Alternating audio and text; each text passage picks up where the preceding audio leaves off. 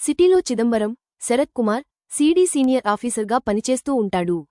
ఒంటరి జీవితాన్ని గడుపుతున్న చిదంబరం 5 ఏళ్ల క్రితం సైకో కిల్లర్ అయినటువంటి స్మైల్ మాన్ ను పట్టుకునే ప్రయత్నంలో తీవ్రంగా గాయపడతాడు. ఆ సమయంలోనే ఆఫీసర్ వెంకటేష్, సురేష్ మీనన్ చేతిలో స్మైల్ మాన్ చనిపోయాడనే వార్తలు వస్తాయి. అయితే అప్పటినుంచి ఆఫీసర్ వెంకటేష్ జాడ తెలియకుండా పోతుంది. ఏదేమైనా స్మైల్ మాన్ పీడ విరగడ అయిందని అంతా ఊపిరి పీల్చుకుంటారు. 5 ఏళ్ల క్రితం గాయపడిన చిదంబరం నిదానంగా కోలుకుంటాడు. అయితే అతను అల్జీమర్స్ బారినపడే అవకాశం ఉందని డాక్టర్లు చెబుతారు. 1 ఏడాదిలో అతను తన గతం గురించి పూర్తిగా మరిచిపోయే అవకాశం ఉందని అంటారు.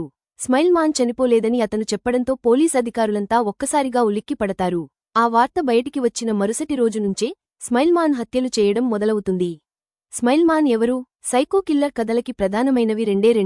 1 హత్యల ప్యాట్రన్తో పాటు అతని బలమైన ఫ్లాష్ బ్యాక్, రెండోది ఆ సైకోని పట్టుకోవడానికి పోలీసులు చేసే ఇన్వెస్టిగేషన్. ఇవి 2 బలంగా ప్రెజెంట్ చేయగలిగితే అది హిట్టు బొమ్మ. మరి ఈ స్మైల్ మాన్ ఆ ఇంపాక్ట్ చేయగలిగిందా అంటే లేదనే చెప్పాలి. కథ కొంతవరకు ఇంటెన్స్గా సాగినా దానిని చివరి వరకు కొనసాగించలేకపోయాడు దర్శకుడు. సిటీలో వరుసగా హత్యలు జరుగుతున్నప్పుడు ఆ స్మైల్ మాన్ ఎవరా అనేది ఆడియన్స్లో కుతూహలాన్ని పెంచుతాయి.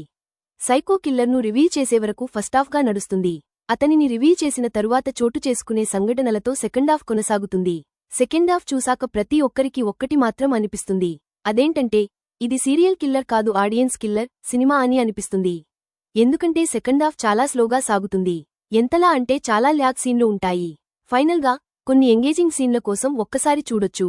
థ్రిల్లర్ లవర్స్కి నచ్చొచ్చు.